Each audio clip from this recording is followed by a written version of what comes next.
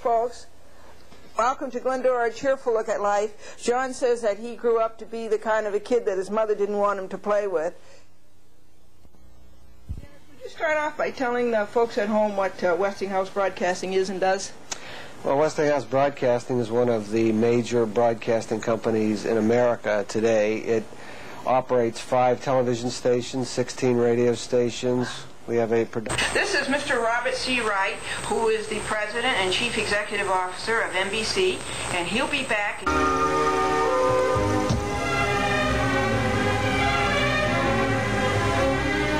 And then after the group work, what did you become? President. You became president? Right. Gee, you've had a wonderful career.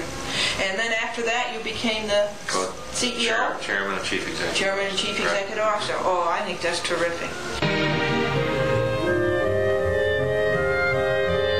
Ridiculous to work in the entertainment business unless you're in love with the product. That's true. I mean, you really have to enjoy entertainment for what it really is, entertainment, yes, whether it's television or cable or animation or features. I mean, if you're not in tune and it doesn't viscerally get to you, you really won't enjoy the business. And then next step at Vogue was what?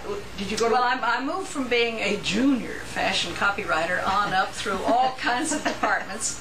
And then when I was the feature editor, well, I left and went to Glamour magazine, which is a sister publication, and there I became managing editor, which is next to the top job. Wow. Then I came back to Vogue.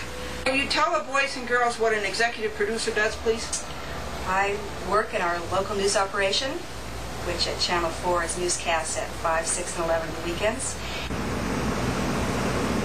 Break a big news story and get it exclusively, meaning that nobody else reports it before you do, is a real big thrill.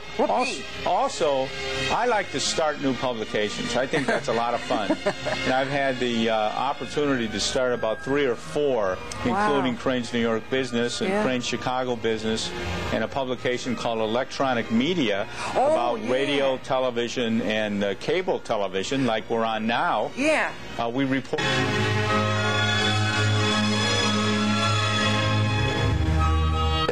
A very exciting period where, again, you had to take whatever type case came up in court. Yep. And you never knew from one person to the next, from one day to the next, what the charge would be or what the case would be about. So it did mean that one had to have a pretty broad background in legal experience so that you'd be able... Beginning salesperson with no experience whatsoever will start probably in the mid to $20,000 range. Yeah. A good salesman, a real good salesman makes between 40 and 80 and 90, and an excellent salesman makes between 90 and 125,000. Wow, so you see it's worth going in. Absolutely. Absolutely. And getting to management, it's a lot more money than that. And then I went to the Dun & Bradstreet Corporation, which is one of America's biggest companies. Oh, yes. A business information company, and I worked there for 7 years. Sure. So, and then I'm at Texaco since November. Please welcome the happiness lady, Glendora. Hi, Glendora. How are you? Pleasure to see you. You're known as the happiness lady, is that what they say? No. What do they call you? Glendora. Yeah.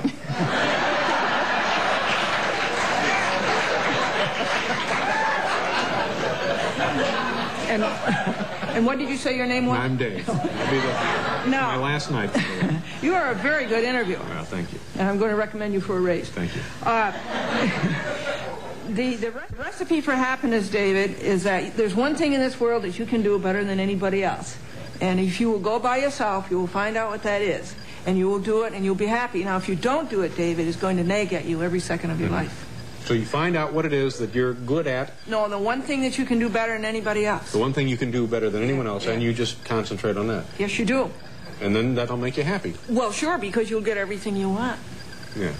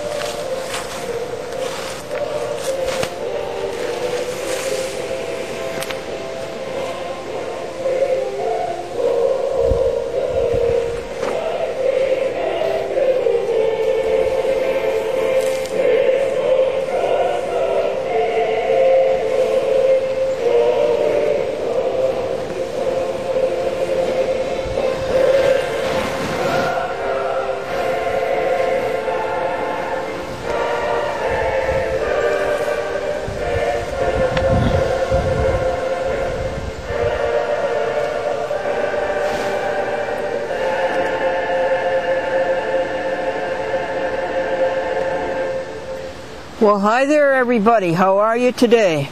It's a windy day, as windy as a preacher. This is Glendora, cheerful look at life. But at least we have a semblance of a blue sky. At least we have a suggestion of sunshine, which is something we haven't had for 9 days. And I'm here to deliver to you Glendora, cheerful look at life. And the first joke is Adam and Eve. And Adam was talking to God, and he said to God, "Why did you make Eve?" And God says, "I thought you were lonesome." And Adam says, "Well, God, why did you make her so beautiful?" And God said, "So you would like her." And then Adam says, "Well, God, why did you make her so dumb?" And God said, "So she would like you." A woman at the bridge table said, "Whenever I feel down in the dumps, I buy new clothes." And the woman at the other table said, "I was wondering where she got them."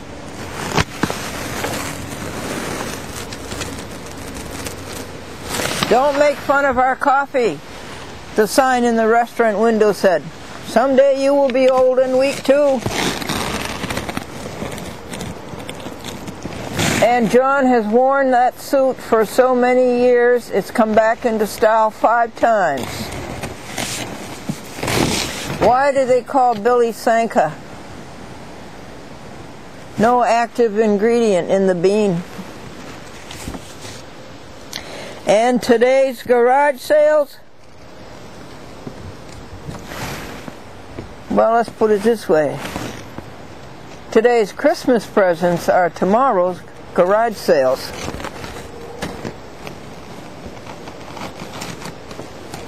And today's college graduates go out into the cold, cruel world, and they face enormous challenges.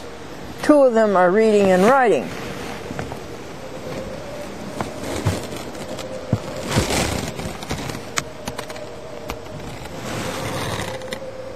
And guess how some colleges are dealing with functional illiterates? They're printing their diplomas on cassettes.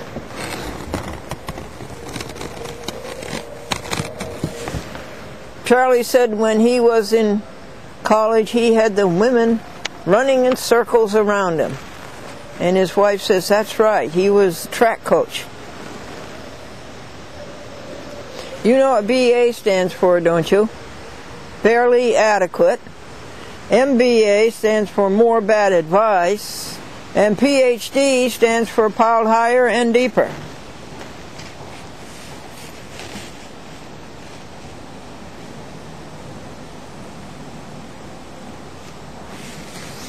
The boy met the new girl, and she says, "What do you do for a living?" And the boy said, "I'm on the cutting edge of technology." And his buddy explained to the new girl, "Yes, that's right, he mows the lawn at IBM." Would you share with me some of these beautiful words 51 to 60 in the Glendora collection? And what is an abyss? An abyss is a deep, immeasurable space, a void, or a chasm. And we can have moral abysses and intellectual abysses and spiritual abysses. How do you and I stand? Is there an abyss between you and God? Is there an abyss between me and God? Abyss. Abyssal refers to the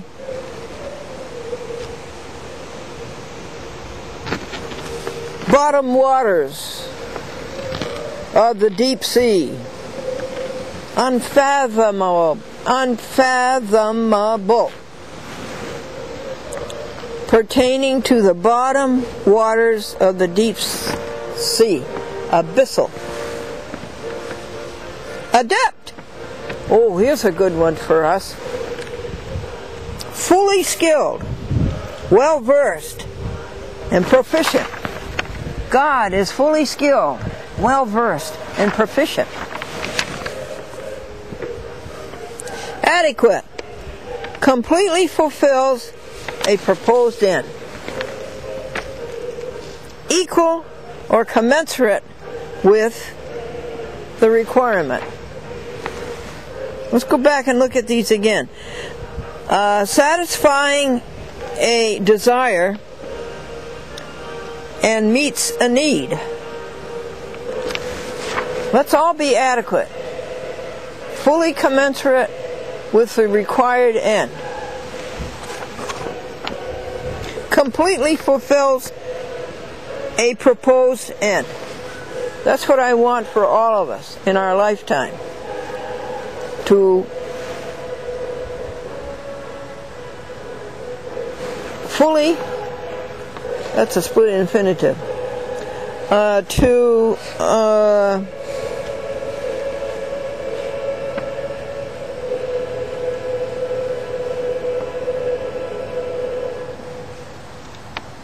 equal or commensurate to the requirements. We have certain requirements, don't we? And we want to be equal and commensurate with those requirements. And we want to completely fulfill the proposed end. Do you know what your proposed end is? Have you sat down and talked with God and found out what your proposed end is? I found out mine. It's to make people happy and bring them happiness. And am I adequate? Am I doing that? Completely fulfills a proposed end, equal or commensurate with the requirements. What requirements does God make of us? And are we satisfying a desire, and are we meeting a need? Academic. Not expected to produce a practical result. I know people like that. Not expected to produce a practical result. Academic. A cappella. Without accompaniment. Our accompaniment is God, right? You don't have to do it a cappella. You can always have God as accompaniment. Okay, folks. Accede. To consent. Accede. A-C-C-E-D-E. And then we have accelerate. That's to quicken the natural pace of something. That leaf just accelerated from the tree, quickened its natural pace, and it came down at 32 feet per second. Every second it picked up 32 feet per second. And that's what you call acceleration due to gravity.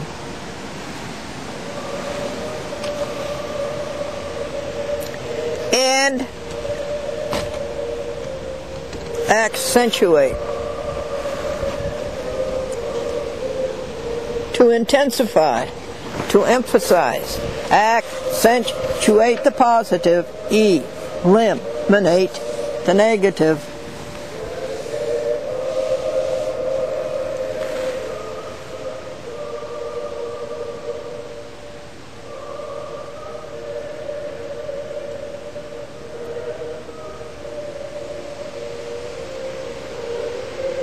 Hide myself in thee.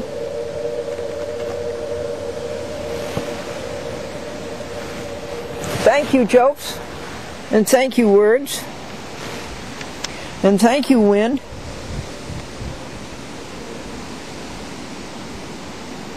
And thank you, remote control.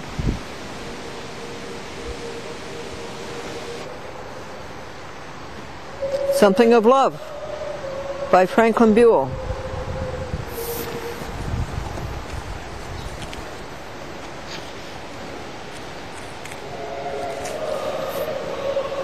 Here's the man himself, Mr. Cool, Mr. Gentleman Franklin. And he wrote this poem.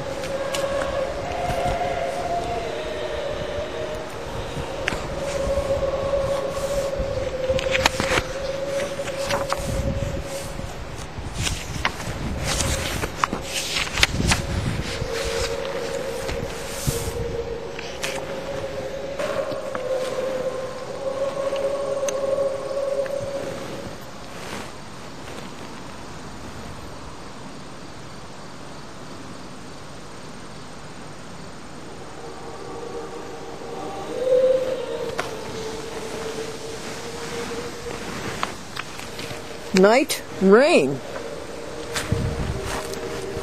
Here's what Mr. Buell has to say about night rain. Softly to stir from sleep's calm, silken drift. To feel the night cool air and be aware of rain. The whispered path of rain that trees and housetops share. Night rain, a sweet-tongued gift. Softly to slide, again to sleep's still place, within night's silent core, but close to that clean voice.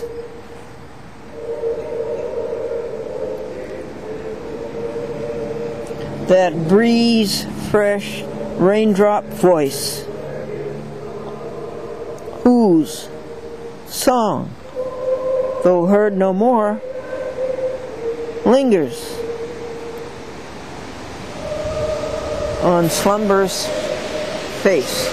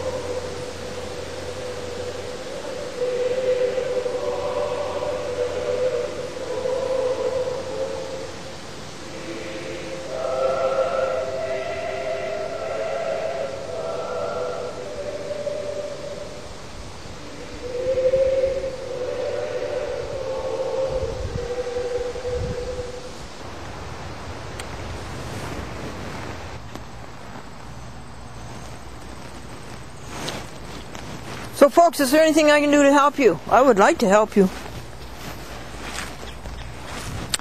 The big advice, of course, is that I will send you pulses of health, restoration, revitalization, rehabilitation,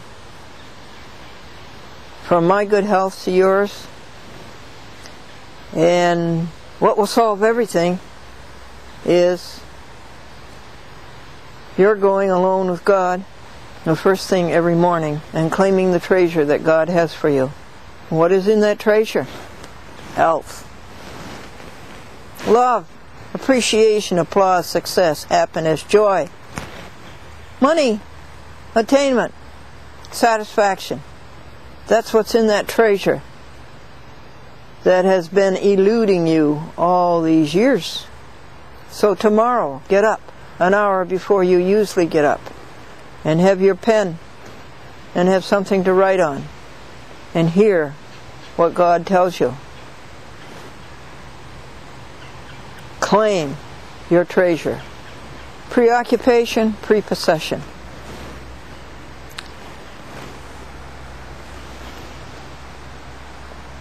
All creatures of our God and King, lift up your hearts and let us sing.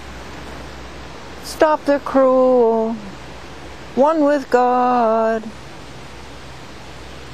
Thou cows and pigs, just leave 'em alone. The horses, hens, and turkeys too. Save the fish. Just be kind. Stop the cruel. Hallelujah. Hallelujah. St. Francis of Assisi.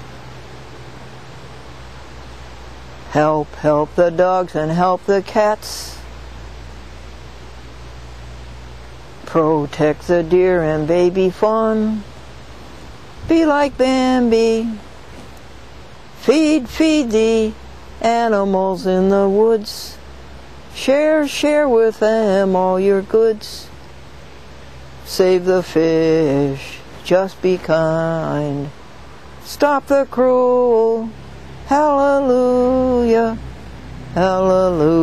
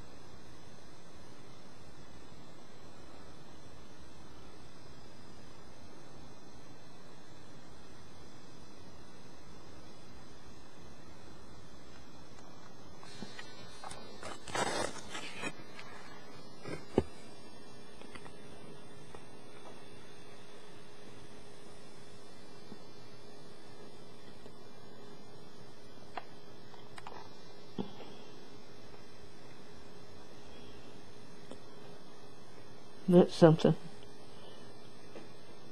Well, that was a big thrill. Big motor car. This is Stephen's grandmother from down around Newport, Rhode Island. How's that for a hat? And look at the dress. The steering wheel.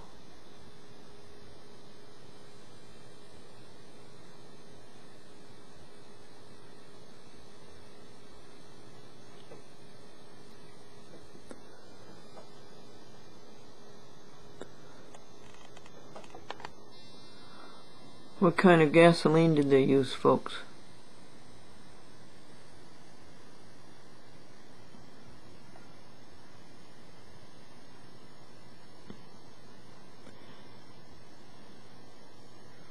Sunoco.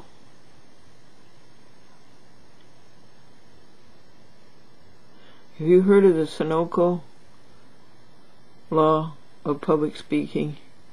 If you don't strike oil in 10 minutes, stop drilling.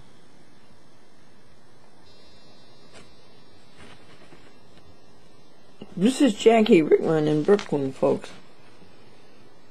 And look at her writing. Isn't it good?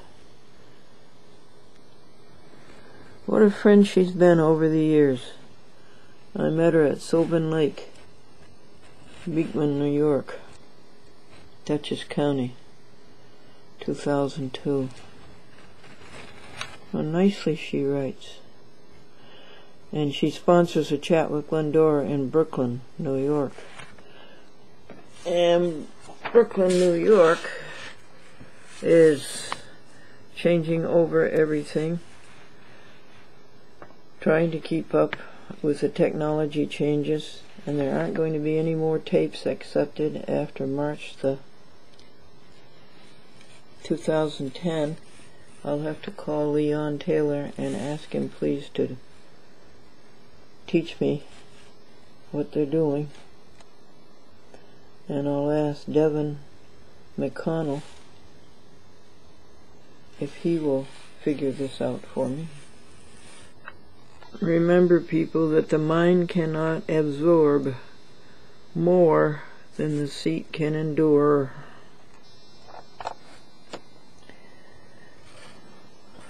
This means the BCAT Media Center will be phasing out the use of tapes as a format for playback starting on December 27, 2009. Now, what are they going to use, folks?